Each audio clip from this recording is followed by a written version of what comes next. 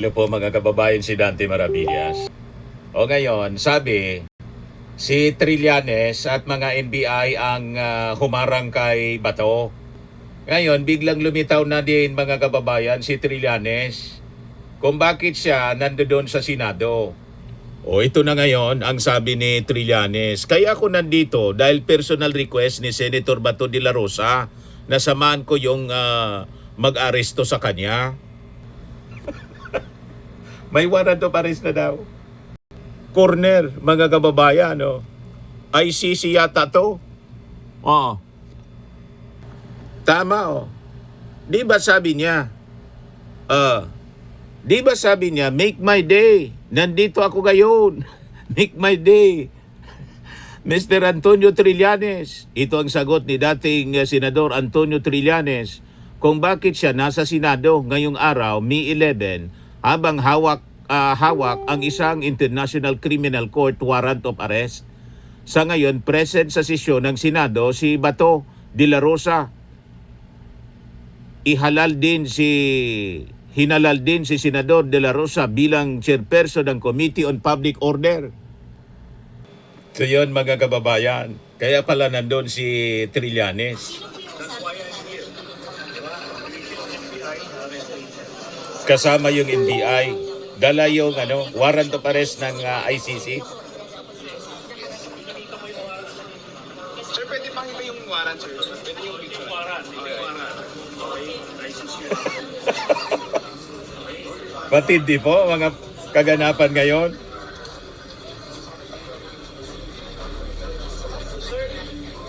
Binigita niya sa media.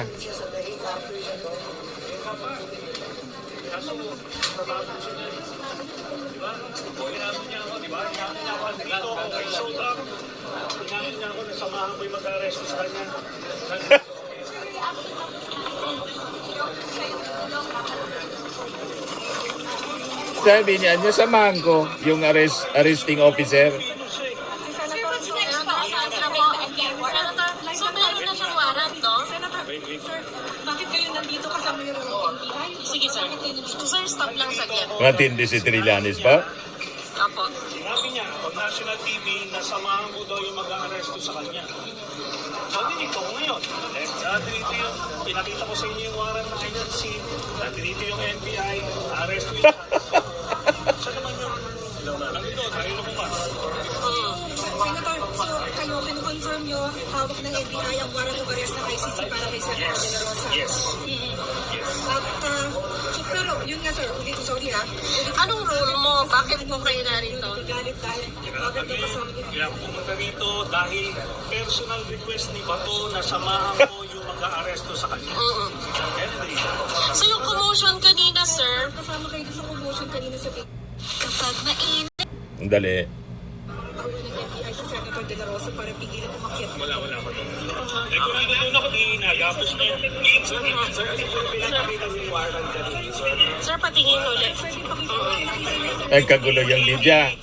Ano mo lang? So, ito yung warrant of arrest na hindi, ito yung hindi public warrant of arrest, sinasabi ko lang na may warrant of arrest. Ano na yan? It's now publicized. Wala na. Meron tayong batas kasi, Republic Act 1951. Kasi doon, government authorities may surrender him. Diba? Kung merong akusado na iniimbisigahan ng International Tribunal. Okay. Yun ang ginagamit natin dito. So pwede pa ngayon. Pwede pang ayusin yan ngayon, sir. Ihabol today.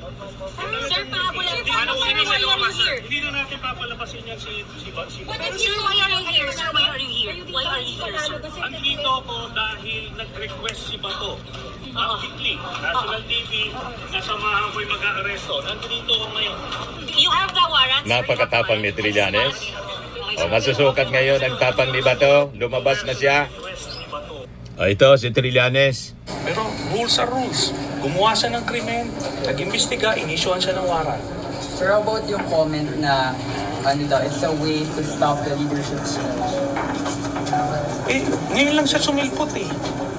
Incidental yun. At saka ito na, nagkaroon na ng leadership change. Adi, pwede bang Sumama ka na, tapos na eh. Nagawa niya na yung kanyang, yung papel. So mali pala yung ini-insist ng mga senador, sir, na bawal mag-aresto dito. Hindi. Ako may record. Walang ano yan. Walang Wala basis. Historically, si Senator Laila de Lima, sumama siya. Inaresto siya dito. Hindi in session yon. Ngayon, nung ako, in session yon. Ano yun no? Ano doon sa, ni-report yun, widely reported yun. Asa ba yan? I-play natin. I-play natin.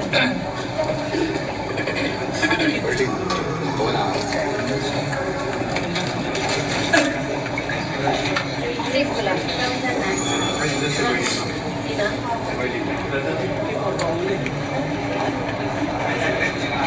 Oh, ito. Ano? Saan yan? Di ba hinuli ako? Oo. Hinuli nila ako. 2018 yan. Oh. Diba? So, sa loob ng Senado yan, while in session yan. Okay? So pwedeng ulihin siya daw, inuli, 2018.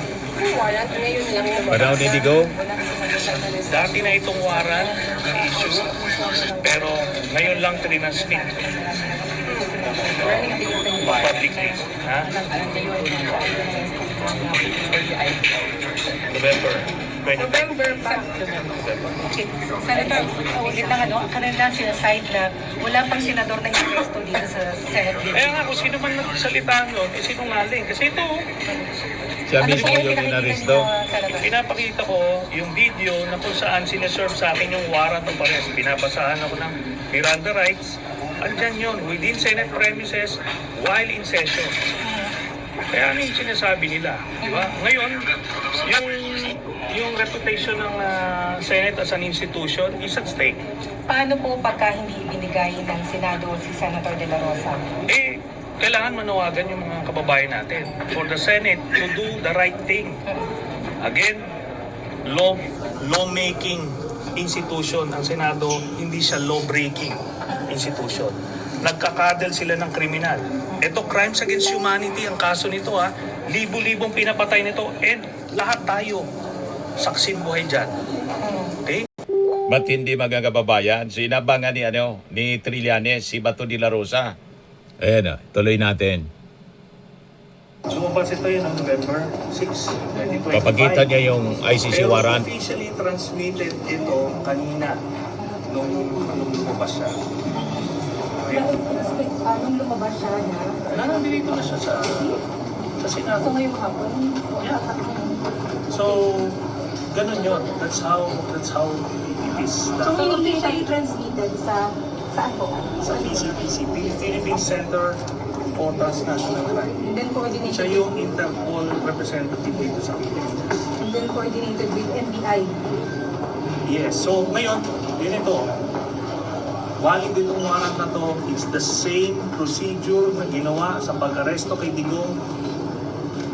So, ano ba ang pinag-uusapan natin? Ngayon lang siya inilabas, sir, kasi ngayon lang lumabas si Senator. Yes, kasi nung time na yon, di ba, sa sobrang takot ng mama, nagtago siya eh, di ba?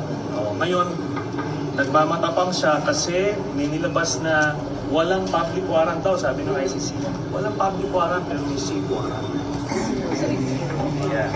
Nandito siya ngayon, ipasok siya sa bitag. So ganito ba yung pagkakalimit po? Tuloy natin. Ngayon, pwede makasuhan din. Obstruction of justice. Saan madalas po nilang argument yung local court order para sa inyong team kailangan pa ng gano'n before the arrest happens? Maliwanag na po yung batas natin, Republic Act 9851, dun sa jurisdiction, sinasabi doon na kung merong akusado o iniimbestigahan ng International Tribunal, ay ang Philippine authorities may surrender that person. So, ito yon. Yun ang ginamit na basihan sa paghatid kay Digong sa The Hague. Hindi yan declared as unconstitutional by the Supreme Court. Walang ganon. Yung provision na yon, hindi siya isinantabi. So, valid siya na batas. Sir, technically naka-lockdown po ngayon ng Senate, would this affect po yung paghihintay o yung pagsundo kay Senator Bato? Hindi, nasa sa kanya yan eh. Pag nakahanap siya ng tapang niya, at ibis na nananaig yung kaduwagan niya, edi gano'n. Sir, would you know kapag na-arresto siya ngayon, ililipad na rin po siya sa dahil? Sana, yun ang ating siya, no? Hindi na ako privy to. Paano sir pag ginamit yung argument yung forma daw po ng pag-wrestle ng NBI sa kanya kaya hindi siya sasama? Bakit? Kanina Dapat daw siya siya pumasok pumasok ng ng pag-handle sa kanya. Dapat niya, ginapos na siya kanina eh, ora mismo. Naging, ano pa nga, binigyan pa siya ng konting puwang eh. In fact, ang Dapat ginapos na daw. pwede siyang makasuhan doon, evading arrest na kagad siya. So sir, Maraming ano dito. mas violation. okay ba sir na hindi siya pumunta na lang dito o nakasama ba yung strategy ba? O na, kasabay-sabay? Hindi, diskarte niya yan. Siguro, akala niya, walang warat, kaya sa lumabas. Hindi ito ngayon. Remate. Okay? Ito yung warrant of arrest ni Bato, mga kababayan. May picture niya mismo. From pre-trial chamber 1. Yan mga judges, mga kababayan. Sabi dito sa report ng Inquirer, Bato warrant from ICC. The arrest warrant issued by the ICC against Senator De La Rosa shown by former Senator Antonio Trillanes. May breaking news din ngayon na impeach na si Sara. Isama na natin ito. Breaking news, Sara Duterte. Vice President Sara Duterte, an aspiring president in 2028, now has the unsavory tag of being the first Philippine official to get impeached by the House of Representatives not once but twice. Ito, may ikuan pala si Amy Marcos, may recorded na naman tungkol kay Bato na tinatakot daw. Tinatakot naman ninyo si Bato nung isang araw. Nako, putok ang balita na may arrest warrant na mula sa ICC si Bato. Nako, ano ba naman yan? Pagkatapos noon, mabilis pa sa alas 4, sabi ng ICC, wala naman kaming pinapalabas na warrant of arrest. Ano ba yan? Pagkatapos noon, eto na naman kaninang umaga, CIDG says, isasabpina. Sabpina, pero dadakipin daw sa hulihan. Ano ba itong ginagawa ninyo kay Bato? Ginugulo naman ninyo ng ginugulo. Ang maliwanag, walang ICC warrant para kay Bato. Wala ano ba daw. kayo? Bakit kayo nananakot? Pero, matitindi ang tanong Napatibong ngayon. po. Unang-una, harapan na ba ninyong inaamin na nakikipag-ugnayan kayo sa ICC? Nako, DOJ, DILG, talaga ba? May hotline na kayo sa The Hague? Pambihira naman. Ano ba ibig sabihin yan? Tapos may sinasabi pa ni Secretary John Vic na may 10,000 tropa para hulihin si Bato. Talaga ba? Sa unverified information, walang kasiguraduhan, maglulustay tayo ng milyon-milyon para sa mga tropang huhulis kay Bato? Higit sa lahat, inaamin na ba natin na hindi natin kaya ang hustisya sa Pilipinas? Wala na tayong soberanya. Surrender na tayo, ibigay na natin sa ICC lahat ng kapangyarihan kasi hindi kaya ng Pilipino. Walang kwenta lahat ng abogado, patay na lahat ng korte. Serado na ang buong justice system ng Pilipinas. That in fact, we are a failed state. Tama ba yun? Ito ba ang ibig sabihin ng lahat na ito? Para lamang madakip si Bato. Malinaw na mahina ang intelligence ng kampo ng Duterte. Diba? Nabitag si Bato, mga kababayan. So hintayin natin yung pagkaladkad sa kanya kasi hindi pa lumalabas si Bato. Yung Senado nasa suspension ng session.